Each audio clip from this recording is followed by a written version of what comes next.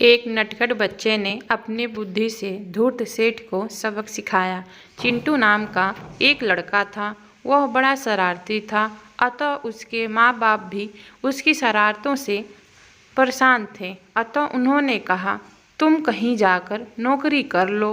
वह रोजगार की खोज में इधर उधर भटकता था। तब उसकी भेंट एक सेठ जी से हुई, जो कि बहुत धूर्त थे।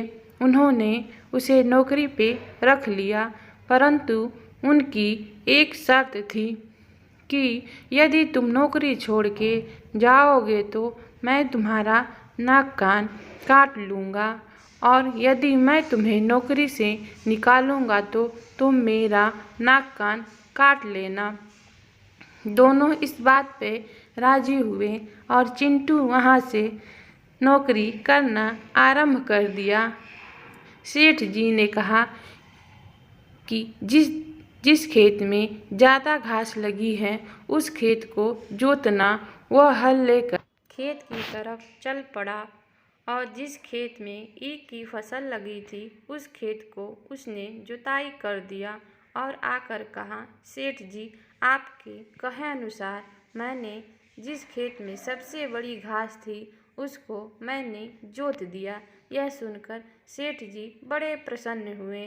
जब वह शाम को घूमने निकले तब वह अपने खेतों की तरफ गए और उन्होंने देखा कि जिस खेत में ईख की फसल लगी थी उसने उसी खेत को जोत दिया है, जिससे वह बहुत परेशान हो गए और उन्होंने सोचा कि यह तो बहुत नुकसान कर दिया।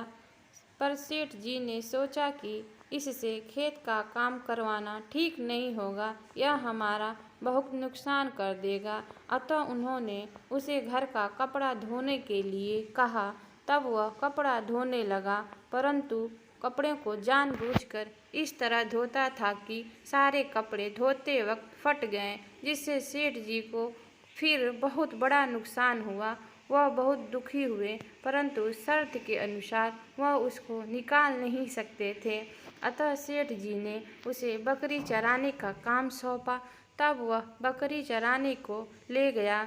उसी समय कुछ कसाई बकरी खरीदने के लिए घूम रहे थे। तब उसने कसाइयों से बात की कि वह सारी बकरी को बेचने के लिए कहा और बोला, मैं सारी बकरी की पूंछ काट कर बकरी आपको सस्ते रेट में दे दूंगा।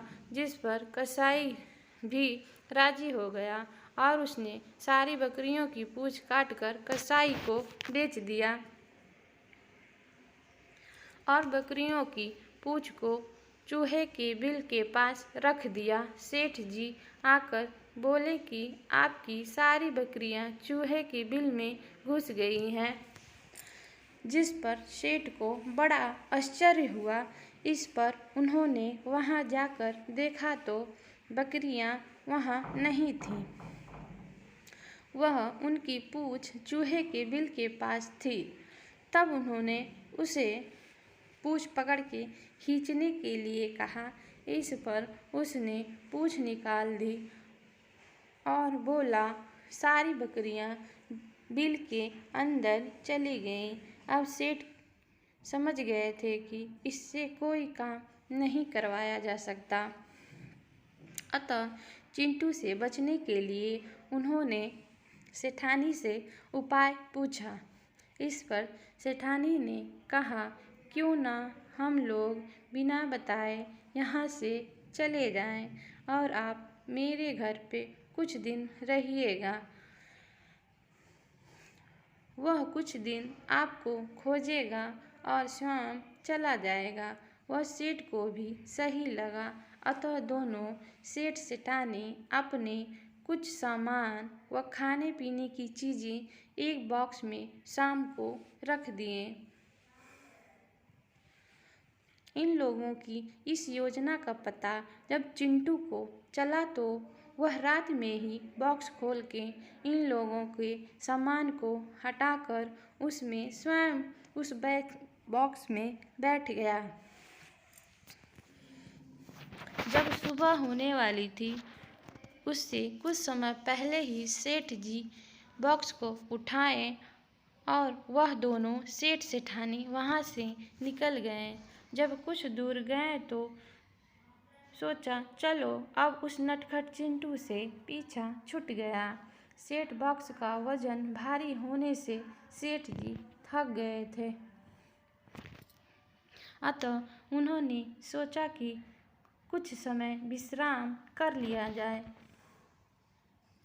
और सेठ जी ने सेठानी से पूछा कि आपने कितना सामान ले लिया है, क्योंकि यह संदूक तो बहुत भारी है। इस पर सेठानी ने कहा, मैंने तो केवल कुछ कपड़े व खाने की कुछ सामानें रखे हैं। इस पर सेठ ने सोचा क्यों ना बॉक्स खोल के कुछ खा लिया जाए।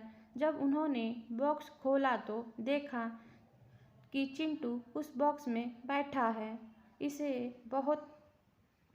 उसे देखते ही वो बहुत परेशान हुए, परंतु वह कुछ नहीं कर सकते थे। उन्हें भूख लगी थी और वह ससुराल के बहुत ही नज़दीक थे। अतः सेठ जी ने उससे कहा कि तुम जाकर मेरे ससुराल में बोल दो कि हम लोग आ रहे हैं, खाने का इंतज़ाम करें। तब चिंटू वहाँ से दौड़ता हुआ उनके ससुराल पहुँचा। वहाँ जाकर उसने बताया कि सेठ सेठानी आ रहे हैं। सेठ जी की तबीयत बहुत खराब है, उन्हें डॉक्टर ने हल्का खाना खाने के लिए बोला है। तब उन लोगों ने सभी के लिए स्वादिष्ट खाना बनवाया, परंतु सेठ जी के लिए हल्का खाना खिचड़ी का इंतज़ाम किया। जब सेठ जी अपने ससुराल आए तो उन्होंने खाने में थोड़ी सी खिचड़ी दी गई। वह संकोच बस कुछ नहीं बोल सके। अब वह समझ चुके थे कि अब वह खुद के ही जाल में फंस चुके थे। अतः ससुराल से वह पुनः घर वापस आ गए और उसे नौकरी से निकालने का फैसला किया। वह शर्त अनुसार उस नटखट चिंटू ने सेठ जी के नाक कान काट लिए। उन्हें उनकी धूर्तता का अच्छा सबक मिला। अगर आपको यह वीडियो पसंद आई है तो वीडियो को लाइक करें, सब्सक्राइब करें और बेल आइकन को दबाएं। Thank you.